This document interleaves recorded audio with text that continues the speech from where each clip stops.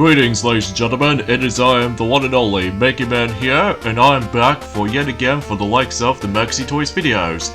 Ladies and gentlemen, welcome back for some more of Let's Play of Metroid for the Nintendo Entertainment System, or the Famicom Disk System for those of you who lived in Japan. So, last time, we have basically just managed to able to explore around on... I think I made a mistake from the likes of the last video that I accidentally say, Kraid's Keep, but it turns out it was actually by the forms of Kraid's Lair. So because of that though, and speaking of Kraid, we have basically managed able to kick Kraid's butt, despite the fact that he was potentially one of the hardest boss fights in the game actually, along with the last one, which we'll save that for later. So today, for this video, is the fact that we're going to be able to continue exploring through quite a bit from Brimstar, and maybe we can able to actually explore the next new area that we can able to actually go into. That's what appears to be known as Norfair. So because of that though, hopefully we'll able to actually go down there from now on, after going for this yellow shaft. So because of that though, we can able to, every once in a while, we'll try to pick up some more missiles, and as well as the forms of health pickups, you know, as well. So in this case, we need to go back down there, the same route as we previously went into, by able to actually get ourselves the missile expansion. So because of that though, if we approach all the way to the right of this particular room itself, then we can expect that we can able to actually just to find another elevator. So because of that though, we can able to expect this much. So anyways, let's go ahead and grab some more health pickups, just in case I don't want to get a game over again. In fact, relatively speaking, it's just the fact that I don't think we can able to get game overs anytime soon, just because after all, we've got more health than ever before. So at the very least, that I somehow died twice. So because of that though, that's okay for me. So anyway, so let's get this thing to it while trying to deal with even more enemies and all that stuff though, so that way we can able to shoot them and kill them throughout the entirety of this entire route. So yeah, you probably get the idea of how this is going. So, oh jeez, that was close. In fact, I've almost gonna get myself screwed over, but either way though, I somehow lived. Okay then, so here we are onto the elevator, which, as I said before, I think the next area we're going to be run into is Norfair. So because of that though, everything is all purple and all that stuff though. And I think there's also another elevator somewhere in this place, but we'll save that for later, because, well, first of all, we need to go ahead and explore the majority of this place, and because of that though, we can able to encounter even stronger enemies every once in a while, as well as the forms of those very weird creatures that just likes to able to go around the actual platform. So, but thankfully with the ice beam, you can able to actually just to freeze them, so that way you don't need to deal with them, unless if you decide to kill them, for able to actually get any random item pickups here and there. And I believe in this particular Norfair place is the fact that I'm presuming to you that we might able to actually come across into ourselves the very useful item, or specifically the useful power-up in this particular place, that way it makes the entire platforming segment, including the actual journey, a bit easier, which you probably already know why whenever we come across into one. So anyways, let's go ahead and oh jeez, I keep on getting into the lava. In fact, I've got to think about it that every once in a while we've now stumbled across the forms of the lava, which is kind of acts like the same thing as acid, except the biggest difference is this time that basically though is the fact that they appear everywhere for the sake of the forms. If you try to deal with the forms of some difficult platforming segments, well, chances are though you're probably gonna get hit by lava a lot. So yeah, every once in a while though, the game starts to get a bit tricky though. Well, at least it wasn't until whenever we get into the second boss in the game that, I think, fundamentally speaking, that whenever you're trying to deal with the forms of the second boss, it doesn't matter which boss you're going to be tackling through, although we'll talk more details about that until on Monday. So, anyways, let's go ahead and go through a series of platforms, and of course we need to use the missiles to, you know, bust out this red door, and that way we'll meet up with another Chozo statue, and we'll meet up with the high jump boots. So basically what this particular power-up does, it allows you to able to jump even higher than ever before. So that way you don't need to worry about the forms of somewhat of a short jumps every once in a while. So either way though, yeah, pretty useful item, or specifically the useful power-up of this particular game itself, which will continue that tradition in the future games in the series. So, because obviously when you start the game off, then you do realize that your jumps are a little bit short. So because of that though, yeah, it's very handy, and especially noticeable in some situations like this one right here, that if you really want to try to get out while trying to deal with the forms of well, you know what I mean, with the forms of that particular disappearing, reappearing blocks segments. Well, luckily you can able to actually jump a bit higher, so that way you do have some more mid-air time if you manage to able to actually let the block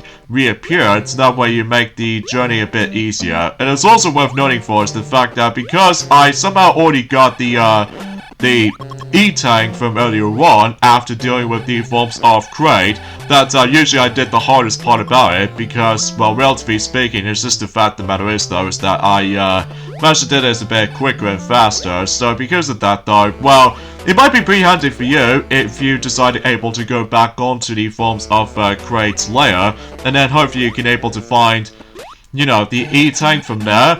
Well, then again though, because you need to able to get ourselves a massive guess to able to figure the actual map out, because obviously, like I said before, this game has no map function, whilst unlike the Game Boy Advance remake called Metroid Zero Mission, at least in that game does have a map feature. So because of that though, because you know what I mean. So anyways, this place is going to be great, because it's especially noticeable that not only do we come across into one missile expansion from this particular room, but also another one right afterwards. So I think Norfair is quite easily be the most generous place when it comes to able to hopefully come across into more missile expansions, because as far as I'm aware, that yes, we do need a lot, I mean a lot of those missile expansions later on throughout the game, just in case you don't able to actually run out of them until you come across into the finale portion of the game. So, but that will be for a little long while. So because of that though, yeah, today's date is of course the 18th of March today, in this case in 2022 today.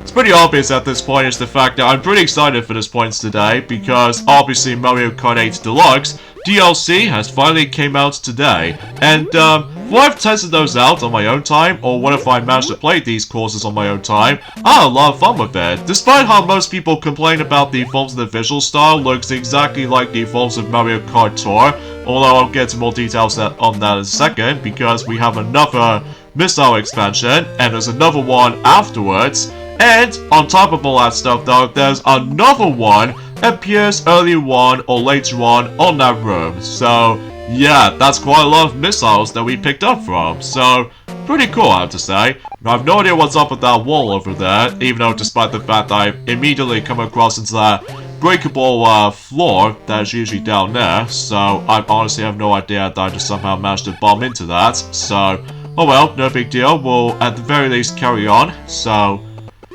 anywho though, yeah, because what if I managed to play Mario Kart 8 Deluxe again after so many months delay, because obviously I'm still waiting for, you know, DLC to be a thing until Nintendo Direct, the recent Nintendo Direct usually exist, then basically I finally managed to able to play that game again, because, well, as I said, it's been a very long time since I actually did manage the last time I played Mario Kart 8 Deluxe on the Switch, because, well, like I said, I have to 100% everything on that game for getting every single card parts and all that stuff, and as well as the forms of the Ghost Data challenges, as well as the forms of the 3-star ranking challenges for every single cups in the game.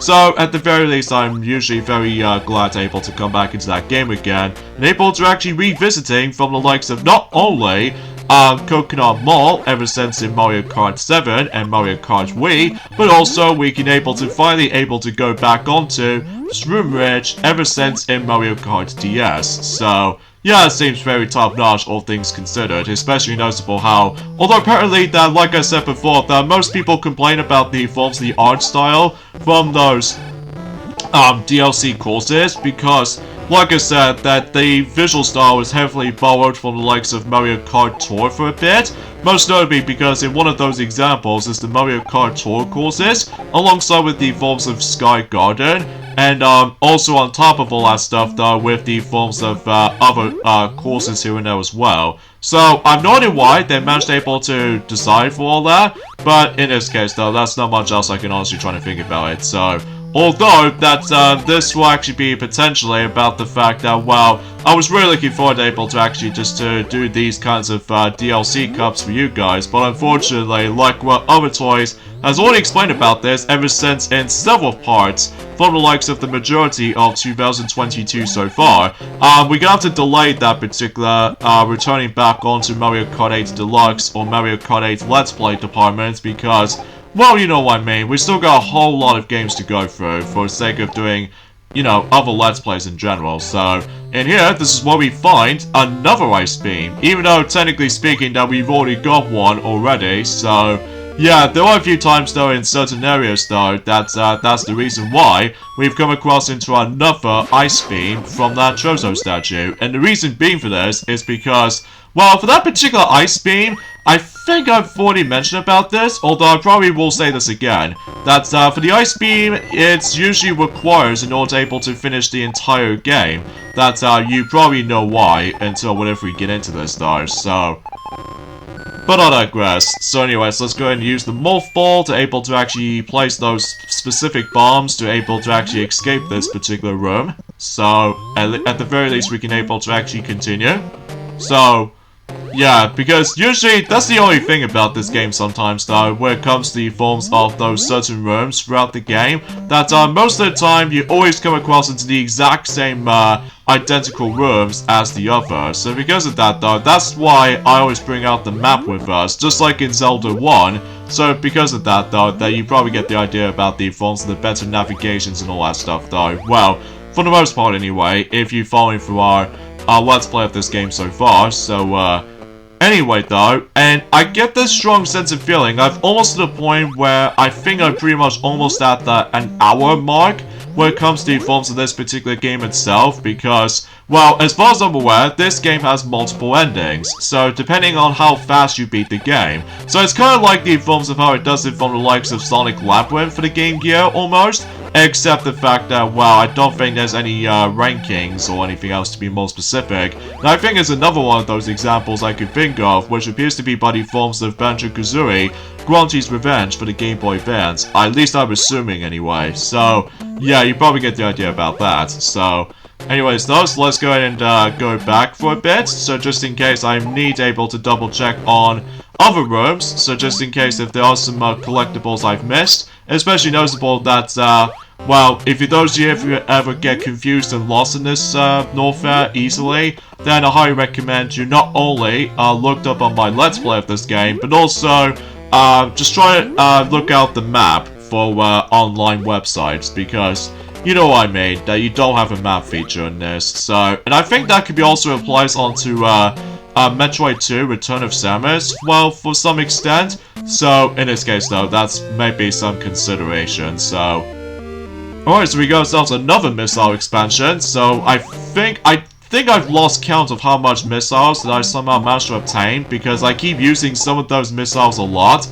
for not only trying to deal with the forms of certain enemy encounters, but also activating the red doors and all that stuff. But there might be a third color door that it won't exist until whenever we get to the end. So, but hopefully we will come across into that in the future. Well, to be more specifically, maybe at some point in next week, that it might actually be the finale in terms of the forms of this particular Let's Play or something like that. But even then though, it's kind of hard to decide. So because of that though, yeah, you probably get the idea about this specific topic. So anyway, so let's go ahead and backtrack for a bit, and hopefully we would be able to actually just although I will be back for that particular another one of those items until for later, because, well, I just get a horrible feeling about the fact that, well, I think I'm practically missing something here. So, but don't worry, I'll be back for it. So, because of this though, my main goal of this particular playthrough is just the fact that we got able to beat the game for about under 3 hours. So because of that though, if you try to beat it for about under 3 hours, then basically though is the fact that, well, basically you get yourselves a good ending, and then to try to get the best ending on this game though, well, basically though is the fact that you have to beat the game in under an hour, which, let me tell you, it's literally impossible because I know some speedrunners always attempt to do it, but unfortunately though I don't think I can able to do it just because, not to mention with all these enemy encounters are simply aggressive sometimes, and so likely in Norfair and all the other locations throughout, but also, I highly still recommend you able to actually pick up an insane amount of those health pickups, because just like Zelda series, that basically, I always attempt to able to go for 100% completion in every single franchises of games, ranging from the forms of the Zelda games by able to collecting all kinds of heart containers, as well as some special items and all that stuff in order to able to make the game a bit easier, and so applies to the forms of the Metroid series as well, likely in the future and in the the Mercy Toys department. So because of that though, that's the thing I always attempt to do, especially notable because, well, relatively speaking, I just feel like doing it. So anyways, let's go ahead and continue, and we got ourselves these very weird head-like creatures right there that look exactly like the forms of how it does in one of those similar creatures as the forms of Kraid's lair, so except the fact that the design is actually a lot weird. So, and in fact, I keep on getting hit a lot, by the way. But hopefully, though, if we try to find the most useful item in the game, then hopefully it'll make the entire journey a bit more easier and comfortable. But either way, though, that won't be the thing until for later. So, anyways, let's go and use the Mothball right here. So just in case we can able to go to this next area. So thankfully we can able to actually just well, keep on using bombs to, go through here. And it's a good thing we still managed to get ourselves the Ice Beam with us, because now we can able to actually not only use those bird-like creatures, but also use that very weird ball projectile in order to able to actually activate as a platform, so that way you make the entire journey a bit more self-explanatory if you manage to come across into those secret passageways and secret ways in general. So wow, another selection of those missile expansions. I mean, seriously, this place is so generous when it comes to giving me a lot of missile expansions. Like, seriously. Because, well, it's important that I do need to able to get a lot more missile expansions until whenever we get to the hardest parts of the game. So it's definitely true for that circumstances, though. So anyway, another thing I want to explain, and that is the fact that in one of those episodes in My Little Pony Friendship is Magic, specifically Season 2, Dragon Quest, not to be confused as the exact same name as the Dragon Quest video game RPG franchise, that particular episode is officially now a decade old, ever since well, I would say since the new forms have been yesterday, from the likes of the forms of the 17th of March, even though it did usually came out first, since during the course of 2012 on the 17th of March. And it was okay for what I've looked back on it though, despite the fact that it's usually focused on Spike the Dragon, which I'm not exactly sure why, that most people seem to never really care about the forms of Spike the Dragon focused episodes as much as the forms of the main characters though, which I honestly have no clue. But either way though, it knows what it is. And maybe, potentially speaking until next week, that Hurricane Fluttershy will become a decade old until next week. In this case, one of the greatest episodes in Season 2, along with the forms of A Canterlot Wedding, both Part 1 and Part 2. I think Part 2 is definitely, well, the biggest episode in scale, just because of this badass fighting sequence between the main 6 and the Changelings. So yeah, that seems pretty cool and satisfying at the same time, for whenever I managed able to noticing this from the start. So, and it's important to know is the fact that, relatively speaking also, is the fact that we pretty much almost to the point that well, I honestly have no idea, but anywho, that I think at this point that we pretty much almost nearly towards the end of the 10th anniversary of those specific episodes in Season 2 of My Little Pony Friendship is Magic, so until when it gets to the point that we will discuss more details.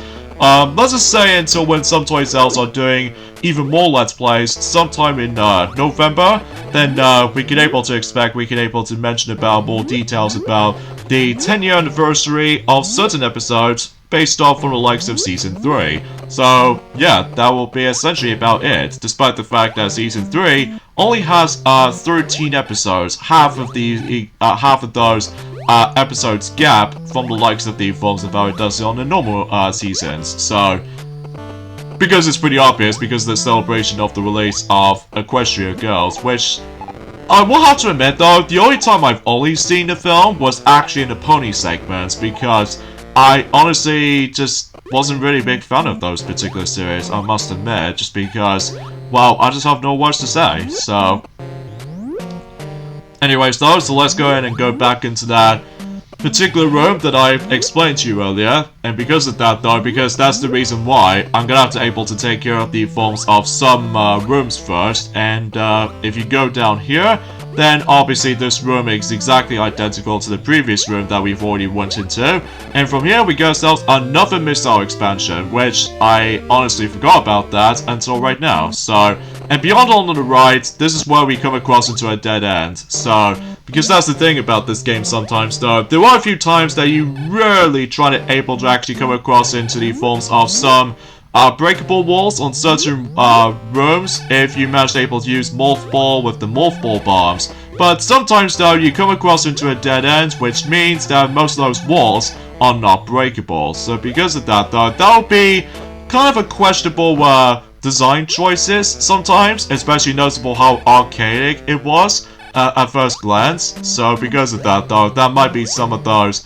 retro video game kind of vibes to it. So, but I'm afraid though, that's as far as I can usually try to explain about that. So, anyway, so now we're done with that area. So because of that though, we need to backtrack for a bit, and because of that though, we'll presumably we must be able to still continue exploring through Norfair, and after we're done with Norfair though, I'm pretty sure we can able to actually get into the next area, but that wasn't until whenever we get into the next video, because, well, as far as I'm aware, like I said before, that hopefully we'll try to able to finish this game maybe at some point on next week. So because of that, I keep on getting surrounded by those stupid enemies like these. But thankfully we've managed able to break free from those guys, so...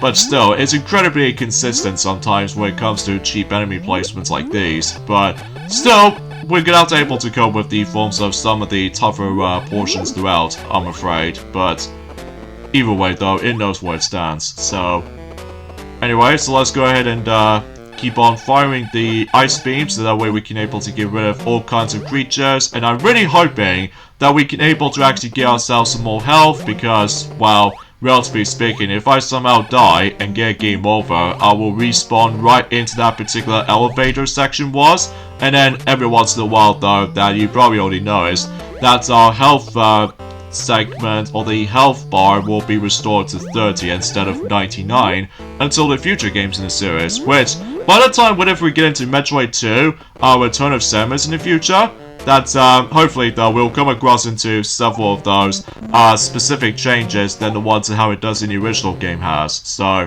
even though it's hard to explain, because I know for the fact it has been 2 days since I've actually last played Metroid, so yeah, you probably get the idea about that. So anyway, so let's go ahead and go to this room here, and because of that, we can able to actually just keep on going to the left, and while trying to avoid those particular weird creatures, including these fire seahorses. And from that Jojo statue over there, oh wait, that's the I think that's the wrong room. So in this case though, we need to go down here, and hopefully we'll able to try to find although, come and think about it, I think the room we're actually entering into is the one where it actually involves around the high jump boots. So yeah, technically we've already got that. So yeah, to see what I mean when it comes to navigation in this game sometimes though, is the fact that I highly recommend you play the game with an actual map, because otherwise without it, then it basically becomes like a guide game, because much like Zelda 1, that basically does the fact that you get out able to put up with this navigation confusion and stuff like that. So, especially noticeable if you have a first time playing the game, either on the forms of the Wii, despite the fact that you can no longer get that game anymore on the actual Wii system, including the future from the likes of the Wii U, because obviously until in August, by the end of August in that year, that unfortunately though, the Wii U and 3DS eShops will be no longer functional, because as far as I'm aware with all these gift cards and all that stuff. So anyways, I think this is the correct way we can able to actually go into. So because of that though, we can able to do some more exploration there. So But I digress. And also for the likes of the 3DS as well, because as far as I'm aware, the 3DS also has some of these NES games here and there as well. So, yeah, I honestly have no idea why I just somehow almost forgot about that, honestly. So, anywho though, and as far as I'm aware as well, that until potentially until next week also, that's obviously about the fact that with Kid Icarus Uprising for the 3DS, along with the forms of Pokepark 2 Wonders Beyond on the Wii, that both of those games are about to be officially become a decade old until specifically next week. So, but anywho. So after dealing with this particular room all the way to the left again, except the fact that this time that we were able to come across into the very most useful power-up in the game, and is also the most iconic item in the Metroid series, here we have the Screw Attack. Screw Attack! I have no idea why I just managed to bring this up. But anyway though, with the Screw Attack, basically this allows you to able to actually, well, depending if you decide able to jump like a ball formation, basically though, you'll be able to immediately start flashing, which means you'll be invincible on that state. So that way, you can able to actually kill enemies with ease. So yeah, that was actually the most useful, well, the Screw Attack, well, it was awesome, because, well, is super useful and pretty handy too. And as I mentioned this before about the fact that it will become stable in the future games, as well as the most iconic item because that item also appears from the likes of Super Smash Bros. Games. So that's if you're trying to jump like a ball, then basically though you'll be incredibly invulnerable when it comes to like enemy encounters and all that stuff, including those weird ball projectiles. So yeah, that's super handy and very useful at the same time. So yeah, now we've gone through that, and now let's go in and explore through down here to... Oh jeez, I keep on getting hit by enemies most of the time. And from here, we can able to actually just to go for another series of amounts of rooms that we can able to go into and pick up some more health pickups every once in a while and keep on falling into the lava like nothing else. But hopefully though, it won't be have that much of an issue, I don't think. But I digress. So yeah, I suppose I should probably explain about this also, I guess, that usually about to be speaking for the UK at the moment. That basically though is the fact that, well, it's pretty much the Red Nose Day today from the likes of 2022, from the likes of the UK. Because it's weird that originally that the Red Nose Day was supposed to be on the odd number years, ranging from 1, 3, 5, 6, 7, and 9, and etc, etc. But apparently it's now onto the even numbered year, specifically recently in 2022. And then, while we did manage to already have one from the likes of in last year, although, mind you, because of how the fact though of what's going on around the world at the moment, including, well, it's hard to explain because I know for the fact it has been about a year ago since I've mentioned about this kind of stuff, because it seems totally obvious about the fact that I haven't exactly looked upon that much of Red Nose Days these days. But it's alright for what it is, for able to actually have that decision for in an even numbered year, and I think that was also roughly the exact same time as Sports Relief as well. So yeah, I honestly have no idea why they managed to come up with something like this. And oh yeah, speaking of that particular stuff, and that is the fact that, well, relatively speaking, actually I'll get into more details about this in a second, because here we have another dead end, but you notice this particular lava right here? Does that look suspicious to you? Well, if we try to find the correct spot for the actual breakable floor, and turns out the lava was fake. So because of that though, just like the acid from the likes of Brimstar, that way you can able to actually easily win through it, and then thankfully the lava does not harm you. So because of that though, because obviously that lava we went through is actually fake. So, pretty useful though. So anyways, let's go ahead and keep on using Screw Attack right here, so we can able to actually just oh, there's a hole in there. So, and from here, we were able to come across into ourselves another E-Tank. So, how's that for that one? Especially noticeable about the fact that I'm pretty sure we are fully full up for the likes of those E-Tanks and stuff like that. Mind you, there's only like 2 of them left, which I think for the majority of the last 2 E-Tanks, as far as I'm guessing correctly, is going to be located on the forms of the next area that we will run into at some point on the next video, because well, for the most part, like I said, we're going to be able to explore the majority of the forms of Norfair for right now, and we can able to actually expect to see what this is going, so... Yeah, anywho though.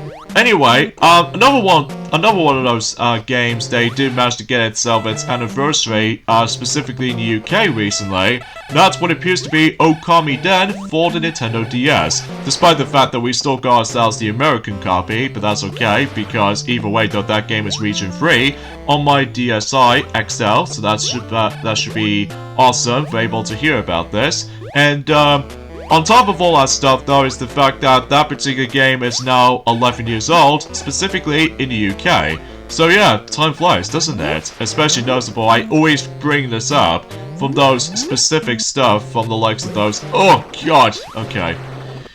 Oh, thank goodness I managed to get the E-Tank from before I managed to able to accidentally fell into the lava pit, but thankfully that does not seem the case, so...